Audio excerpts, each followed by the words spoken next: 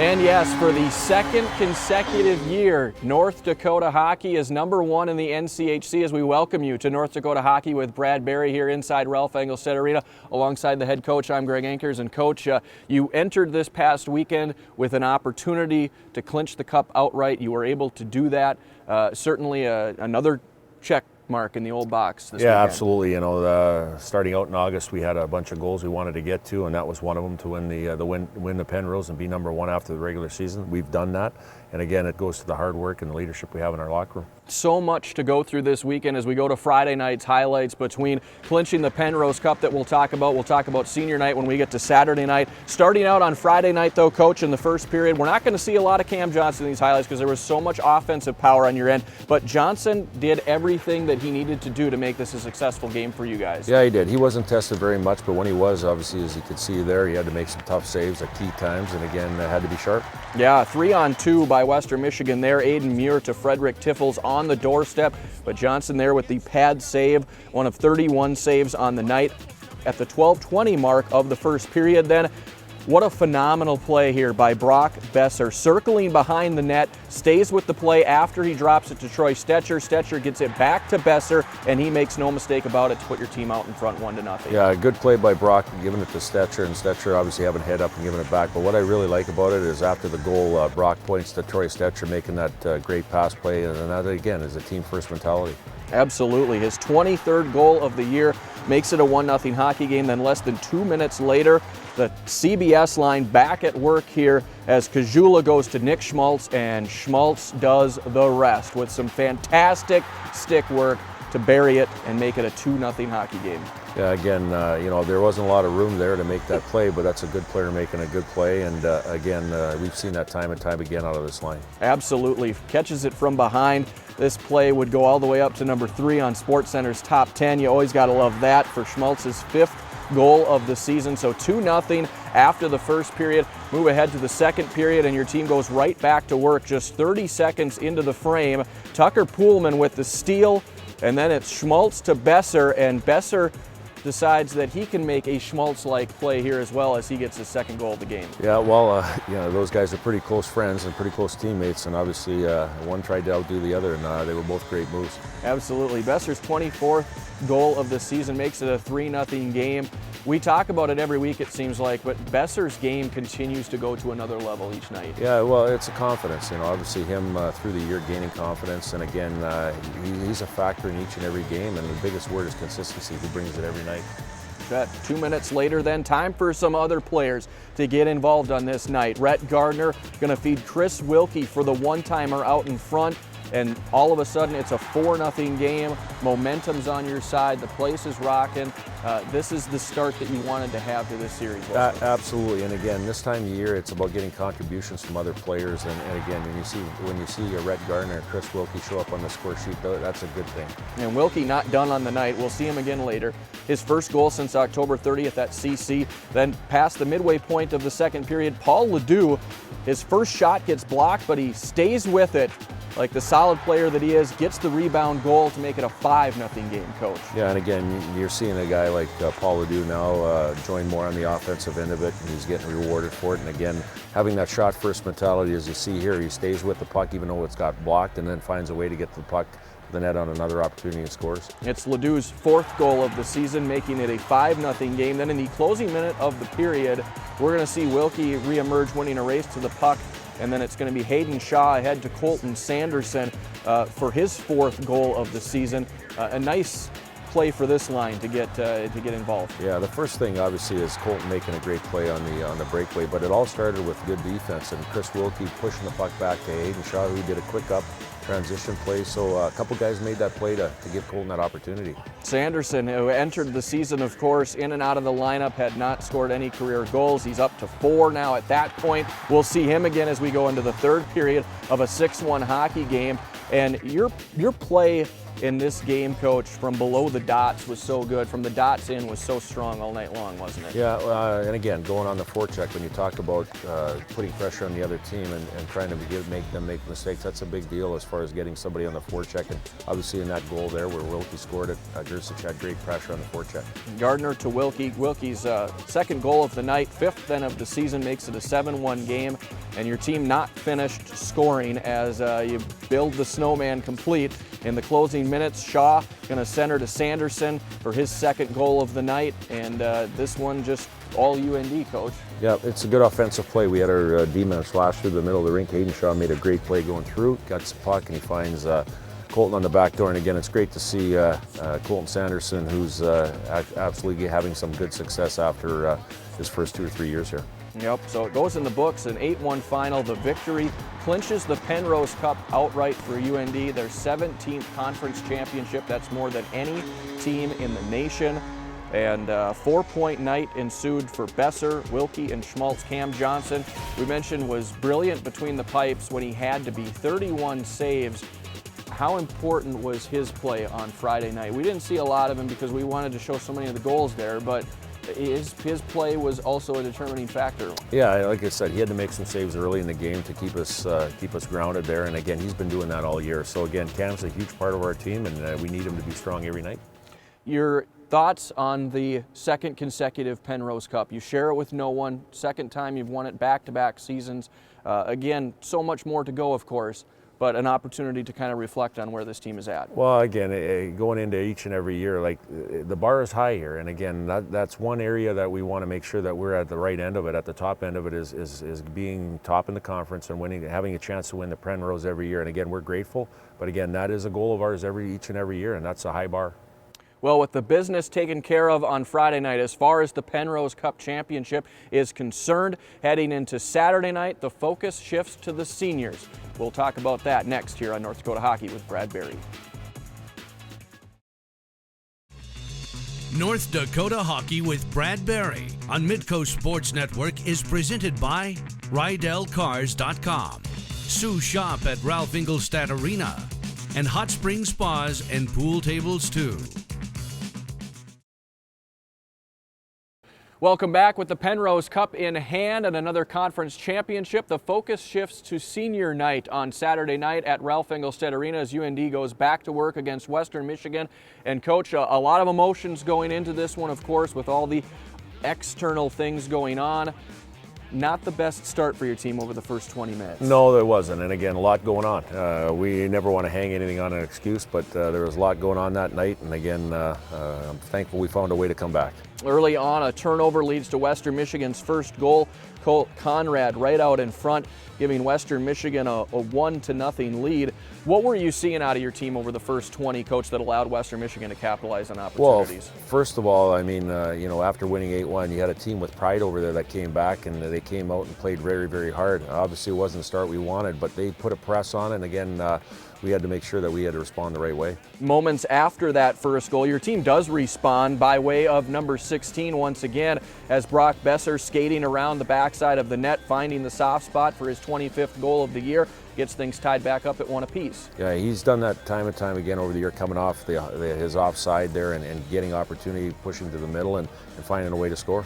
Midway through the opening period, then Western Michigan coming in on a 3-on-2, and the puck gets left for Michael Rebry, firing one past Cam Johnson that made it a 2-1 game. Were you seeing signs even this early about Cam Johnson and maybe his play being a little off? Well, I think more than that is, we weren't playing the right way. That was an outnumbered opportunity. We hardly give out any outnumbered opportunities and giving them a chance. So again, I think, from a total team standpoint, I don't think we were sharp. And again, we got better as the game went on. A couple minutes after that, Griffin Molino fires and scores as they enter the zone, and this would lead to a timeout. The goalie changed Cam Johnson out, Matt Harinkyu in, trying to jump-start the team, get him back in it. Yeah, and again, it's not so much about Cam, about not playing well. It's about our team playing the right way. And with Matt coming in, I think it gave us a charge here about waking up a little bit. And again, I thought we responded pretty well after that. This was a wake-up moment. Late stages of the first, it could have been a 4-1 game easily. Matt Harinkyu just gets enough on this, and the whistle thankfully blew early enough as he makes the save there. He came in, was solid for you in this game on Saturday night. As we head to the second period, your team starts to get momentum back then here. Short-handed, A golden opportunity created by Bryn Chiswick follows it up with the goal to make it a 3-2 game. You know, it's pretty ironic, Bryn Chiswick gets us that goal to get us back in, but going out in the tunnel after the first period, he was walking through there and he goes, "Give me the puck, boys, I got this." And again, ironically, he scores the goal, but I tell you, that's what a leader does. That's what a senior leader does on senior night. Nice way for him to get a goal, his 11th of the year.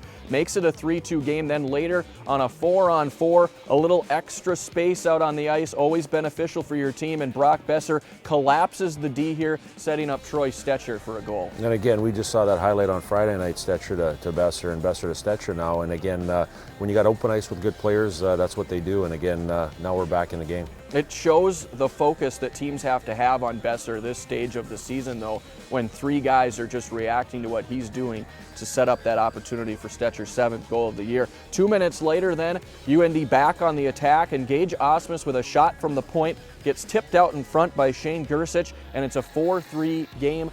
How were things feeling at this point? Did you feel like, okay, we got this back under control at this point? Yeah, we started to play the way we did Friday night now, on our toes and being assertive and aggressive. And again, this was a huge goal. And again, it comes from great net front. A good shot by Gage Osmus, a good net front by Shane Gersich. Yeah, his 7th of the year. Makes it a 4-3 game. But Western Michigan would answer again on a power play of their own at the other end. Nolan Laporte finding a soft spot in the D for the goal to tie things up at 4 goals apiece. So nothing decided ultimately heading into the third period, but your team would take the lead for good in the third period. What were the keys that you felt to coming out of the tunnel after the second period to get yourselves back out in front for the third? Well, the biggest thing is, playing the right way. We got ourselves back into the game. We felt like we had the play for the most of the part in the third period, and again, we'll get our chances to score, and obviously we did right here with Drake Kajula on the power play. Right off of the face-off, yeah, Kajula, you could see him calling for it. He gets the puck, makes no mistake, as your team finally at this point capitalizing on a power play. Western Michigan's penalty kill was last in the NCAA coming into this weekend. Your team, though, generating just 1 goal on 8 chances on Saturday night, but the senior sends it off the right way. 18th goal of the year for Kajula. It's a 5-4 win and a wonderful stick salute, not just for the team, but for the seniors, as we would see later on, as your team gets the 11th sweep of the season and a 5-4 win. This is the way you wanted these guys to go out on Saturday night. Yeah, absolutely. If there's ever a good storyline or way to end it, this is the way it was. And again, it's not the way we drew it up, but it's a great finish. And again, what better way than Drake Kajula scoring a game winner as a senior? Absolutely, and the satisfaction of your players showed through following the game. I think in the first period we kind of tried to play more of a finesse game, and that's not like the way we like to play. So we kind of sat down in the intermission, just said get back to the basics, get back to what we do, and you can see as the second period progressed and into the third period, we started doing the more things that we do, and obviously we started scoring goals and creating momentum for ourselves, and I think that's why we ended up coming out with the W. A bunch of leaders in the locker room at first intermission just kind of stepped up and said, "Hey, all right, no more goofing around. It's time to kick it into gear." And, I kind of. We were down 2 goals, but in that first intermission, there was no doubt in my mind that we were going to come back and win this game just because I know the kind of team that we have, and it's really something special. Coach, it was an emotional win on Saturday night, but a very important win as well. As you well know, your eyes starting to shift a little bit more towards the pairwise, and that made the W on Saturday night that much more important. Absolutely. We talked about in the Saturday meeting, the Saturday morning meeting, we talked about the pairwise and about not just being in the top 4, that being in the top 1 or 2 is a huge deal, and again, our guys know that, and that's why the win was more significant. And an interesting note on Saturday night, you had to do some last-minute shuffling of the lineups with Nick Schmaltz out with an injury that he sustained in warm-ups. You had to call Joel Janatuinen from where to get him to come to the rink? His dorm room, yep. Yeah, we had to call him, and that's on me. We talk about players making mistakes and different things and learning from them. That's on me. We had a couple guys that were banged up. I should have had a guy in warm-up, and again, we're all human, and again, I made that known to our team that we should have had Joel ready. But you know what? He played a great game. He did. He came in, considering he didn't get the opportunity to go through warm-ups, he did have some good shifts out there for you. So, and no worse for the wear, thankfully, all things considered. Absolutely. All right. Well, Saturday night was all about the seniors. They did go out in style. We're going to hear from the 4 of them coming up next here on North Dakota Hockey with Brad Berry. Stay with us. North Dakota Hockey with Brad Berry on Midco Sports Network is presented by RydellCars.com, Sue Shop at Ralph Ingolstadt Arena, and Hot Springs Spas and Pool Tables too. A little choked up just because it's such Fans here are great. Like, university has been unbelievable to me, and I'm just really glad we got the win in the first spot. First place, that was the one thing that we wanted to do tonight, and obviously it's emotional. Like, this place has a special place in my heart, and I'll never forget it. But it just it's a hard night, and I'm just so honored to be a part of this program. It's a special moment, like I said earlier. It's something we won't forget, and everyone's got to do it at some point. And, you got to embrace it. You got to have fun with it. And, I'm a bit of a sap. I cried again, but it's a special moment. You got to say you're not quite saying goodbye yet, but it's your time is coming to a close here, and you're saying goodbye to some real close friends and teammates, and almost like your family, your second family. So it's definitely a sad moment, but it's a special one at that. It's just as sad as other years watching other classes go through here, and being such good friends with those guys, and a testament to them of what great character guys they are and what they bring to the program. And tonight was really tough on us, just skating around the rink like that, waving goodbye. And lucky for us, we got one more weekend here, and just gonna cherish every second of it. Looking back at all the other years, I was pretty emotional just watching those guys through it. So I was a little scared to go through it myself this year, and it was tough out there. Just knowing your time's coming to an end here shortly, it's emotional and tough. But I wouldn't rather do it with three guys by my side. Those guys right there.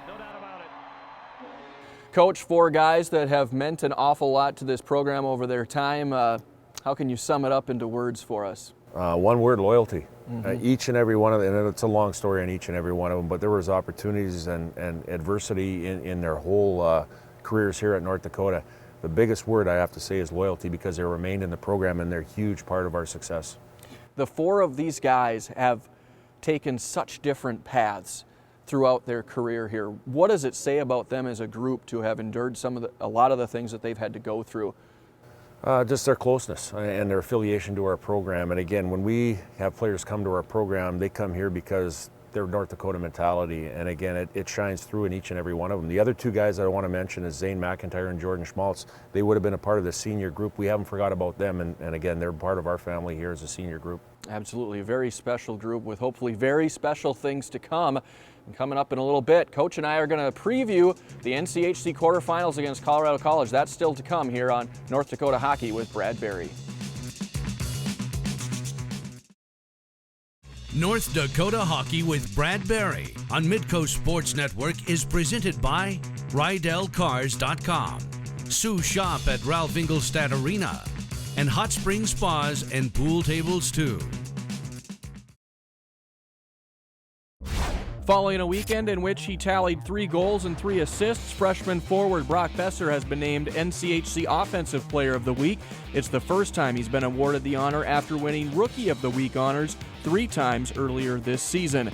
After closing out the weekend with its 11th sweep, UND has vaulted up to number 1 in the pairwise rankings this week, while Quinnipiac falls to number 2. St. Cloud State holds steady at number 3. Keeping in front of the Huskies will be important for seeding when it comes time for the NCAA tournament selections. UND continues to remain number 2 in the USCHO.com poll, but picking up 11 first-place votes this week. St. Cloud State and Denver round out the top 6. Omaha falls down to number 17, while Minnesota Duluth checks back in at number 20. Here's a final look at the NCHC standings. Other quarterfinal matchups this weekend include Western Michigan at St. Cloud State, Omaha's back at Denver, and Minnesota Duluth once again hosts Miami. The coach and I return after this break with a breakdown of the best of 3 UND faces this weekend against Colorado College. That's next on North Dakota Hockey with Brad Berry. North Dakota Hockey with Brad Berry on Midco Sports Network is presented by RydellCars.com, Sue Shop at Ralph Ingolstadt Arena, and Hot Spring Spas and Pool Tables too. It's the NCHC quarterfinals, a best-of-3 series this weekend inside this building against Colorado College. Coach, your show, your opportunity to break any news that you want on the status of Nick Schmaltz going on into this weekend. He'll play, and he'll be in the lineup. That's all I'm going to say. Good enough. Yeah. That's what we want to hear, absolutely. Colorado College, a team coming in this weekend, licking their wounds a little bit. They got swept badly against St. Cloud State on their home ice last weekend. Do you anticipate them coming out guns blazing, or is this a team licking its wounds? No, very well coached. The guns will be blazing. Again, this is time of the year where, you know, everybody's backs are against the wall. And again, us, them, we're playing for the postseason. It's a new season. Everybody starts with a 0-0 record. And again, they'll make sure they know that, and we've got to make sure we know that. These are games that, as you mentioned, because everybody's coming in with a blank slate, it's a brand new season, as you say, that can be very physically taxing on a team. That places importance on it being a 2-game series, not a 3-game series. How do you do that? Well, first of all, again, we don't get looking into anything further than Friday night. And again, like I said, we know the magnitude of Friday night. And again, we got to make sure that we are ready to come out and play the right way like we did last Friday here. All right. It's best of 3-game series. You can catch them all here on Midco Sports Network. We hope you'll be with us every step of the way, starting Friday night at 7:30, 7 o'clock on Saturday, and if necessary, 7 o'clock on Sunday. Coach, we wish you the best of luck this weekend, and good luck as you make your push to the Frozen Face-Off. Thanks, Greg. All right. Thanks for watching us here on North Dakota Hockey with Brad Berry. We'll see you next time.